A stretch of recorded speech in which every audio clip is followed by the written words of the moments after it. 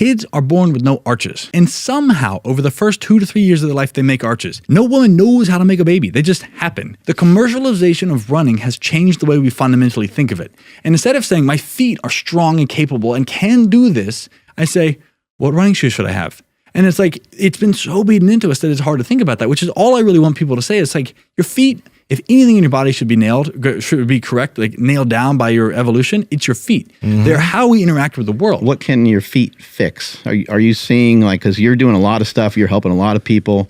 I think the knee is probably obvious, but what about the lower back? What about the hips? What about shoulders? Do you think there's room to help people with all kinds of different things from the feet? What's the most important part of a skyscraper?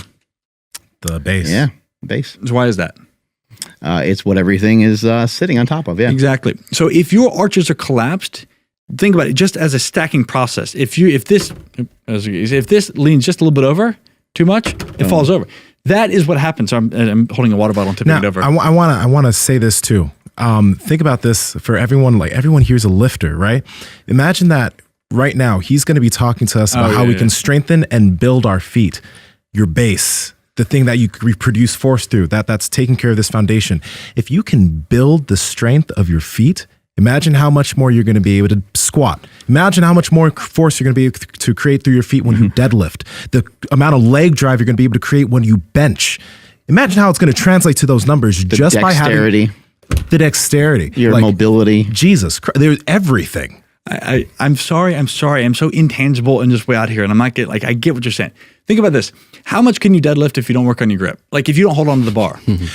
Just as much as your grip can handle. Exactly. But unless think you about use that. straps. If you don't train your grip, you can't engage with things and you're holding on to the harder you grip. So the same thing with your feet. If you lose it, first off, the pain is there. So if you have collapsed arches that almost represents by like turf toe, plantar fasciitis, Achilles pain, shin splints, your knees hurt, whatever it is, that's going to be an irritation. The body is not pliable and flexible and moving from the feet down. And that throws everything else up the chain. Your feet have 26 bones, 33 joints, hundreds of muscles, ligaments, and tendons. They're meant to orient and feel the ground and move and engage. They're how we balance. The big toe is the primary glute engager. There is nothing you would ever use your glutes for. If something's hurt, your back hurts, you go to physical therapy, whatever, it's like, you need stronger glutes, you need stronger core, you need to stretch more. Well, guess what? You can't use your glutes if you can't move your big toe. That big toe is how we signal to the body. Just like I can't pick this water bottle up if I can't grab it with my fingers. Everyone who wants a bigger ass, I want you to think about this. Stronger big toe. Think about, this is why you got such a peachy booty, Grant. You should see my big toe. This is the reason why. You got that big toe strength. It is the equivalent of grab the ground, squeeze the ground, screw your feet into the ground. It means grab with your toes, engage, feel your feet on the ground. And if you don't do that, you're not engaging those muscles. And when you don't do that, that's when you get stapled in a squat or you can't pick things up. Even from a bench, you are driving into it. Your feet are how you orient with the ground. And if the foundation is not strong, it's not there. If you have pain, you will be inhibited. You will not be able to use your feet. You will not be able to create that strong foundation. You will not be able to orient yourself to the world that you are on. And that will limit everything else. So, we could talk about a few things. We can go like the 5 layers, like how to fix that and anything else, like tangible stuff. So like, what do you want to hear? What do you want to I can just talk for hours. Since those shoes are, well, actually, Mark's like, this is a horrible idea. No, I'd like to just add that anyone that's listening to this, like there's some people that maybe are still working on their diet. They still are a little bit heavy. There's, so I think sometimes people are just like, man, I don't even know where to start with walking. Running.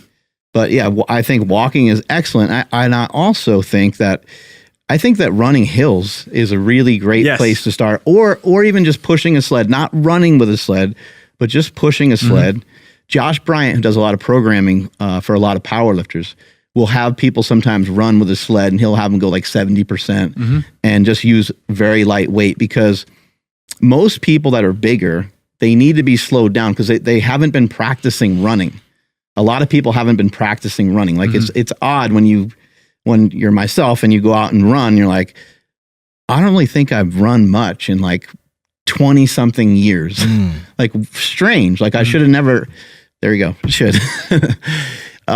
It's something that I wasn't paying enough attention to. Here's the thing. The reason you weren't doing it is because you're saying, I have goals, meaning I went to go, sorry, I talk another thing.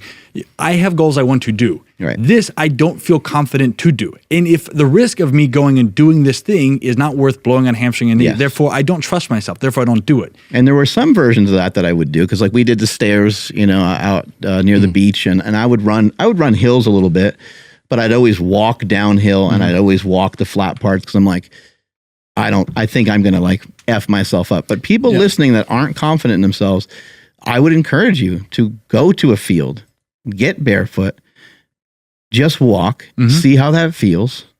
Maybe try to run backwards, or I'm going to say just like jog slowly backwards. Yeah. And maybe just see what you can do when you go to run, because your eyes are going to map out the ground that you're on. Your body's going to be feeling every step that you take, and you're only going to run as fast as your feet will allow you to run. Yeah. Power Project family, how's it going? I want to talk to you guys about Within You Supplements, which is developed by Mark Bell. The cool thing about Within You is that it's not a crazy supplement line which has a crazy amount of unnecessary supplements. They stick to what is necessary. Whey protein, electrolytes, and the electrolytes are dope because they have amino acids and they have zinc. Then there's fasting gum. So we talk a lot about intermittent fasting on the podcast, and this fasting gum has apigenin, rutin, and caffeine, which can actually help you prolong a fast. It's really freaking cool. It was developed by Mark and Joel Green, who we've had on the podcast multiple times. So you guys got to check it out. Andrew, how can they get it? Yes, that's over at markbellslingshot.com. And at checkout, enter promo code PowerProject10 to save 10% off your entire order. Links to them down in the description, as well as the podcast show notes. So let's break this to tangible things. What can you do if you're a lifter? Like part of this expressing, so think about if you have more power, if you can run and jump and sprint, that's going to be you being more athletic, stronger, more capable, right? So the higher your ceiling is, the more force you can put through your body, the more force you can put through your body, the more strength you have. 3 things that start. You want to think low risk things I really can't fuck myself up doing. First, sled is just like really going slow, intentional, pushing that. And then if you want that to go, so all these things regress. They regress and go up. So the lowest form of a sled is pulling. The next step is pushing, very slowly walking, feeling the ground, thinking about making love with the ground with your feet. It's just like really engaging with that. If you want to scale it up to the top level and be explosive, push as hard and fast as you can for 10 meters. So that's, the regression, if you have pain, the easy intro and the up thing, or the top level. Progression. Yeah, the progression. Then the same thing, the next thing would be backwards. So walking backwards, if you have pain, pulling a sled is good. Jogging backwards to try to get a little bit more of this elasticity and bouncing. And then explosive running backwards. You really can't hurt. The only thing you're going to hurt yourself going backwards is tripping and falling. So make sure you're in a safe space to do that. Hill sprints. You can walk backwards up a hill as a very simple way if you're in pain. You can just even simply walking up the hill as just like to develop strength there, but then like jogging up the hill and then hill sprint.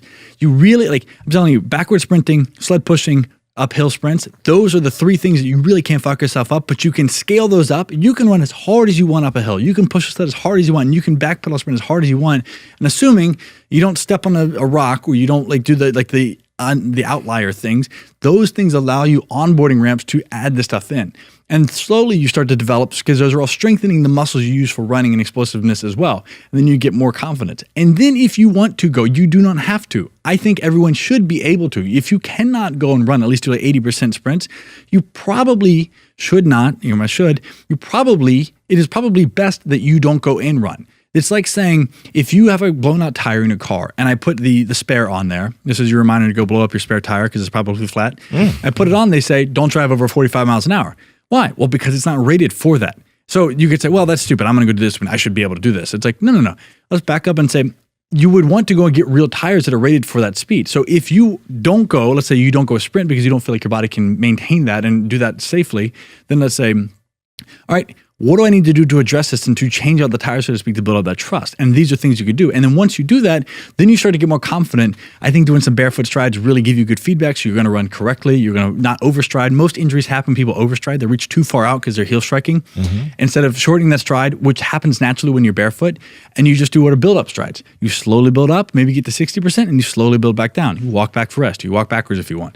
Then you do it, you go to 70%. And you just stay well within this area. And then as you get more and more confident, you can do that stuff. And this is the expression of that. And as we get older, I don't need my 64-year-old mother, sorry, mom, to go and sprint max effort. But I do want her to be able to have some of that capacity, even if it's just getting up to 60%. It's like, we all have the capacity to run. Everyone does. The question is whether or not we have the tissue strength and resiliency to be able to maintain that for the distance we want to do.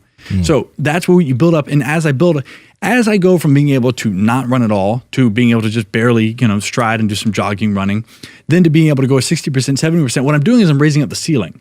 So I raise up the ceiling for how much force my body can maintain at the top, meaning how much, the weight the bridge can hold at any one time. And as I pair that with strength work, with walking, and with, let's say, jogging that's intentional. So think of like jump roping or like very slow, easy. Watch like Eliud Kipchoge when he does his longer distance stuff. It's very slow. Well, one of the things is like that develops the resiliency in the volume. So I raise the ceiling and then I develop the volume. I build the base of the pyramid, then I raise the height. I build the base, build the height. As the old Louis Simmons is pyramid's only as tall as his base. So that's the big picture. And then within that develops. So think about this. From an ancestral, so to use that broad word, but from a perspective of how we would have trained, upper body would have been developed by carrying, by pushing, by pulling, by picking things up, by fighting, wrestling. Lower body would have been developed by running and jumping. The Greeks would have done a lot of jumping, like broad jump into a sand pit. If you have a pit, you go jump and you land. Something that takes that soft balance of the force away. Running would have been, I sprint to build strength and explosiveness. You want to see strong pound for pound guys, sprinters are what you want. The amount of force they can put in their pound relative to their body weight is insane.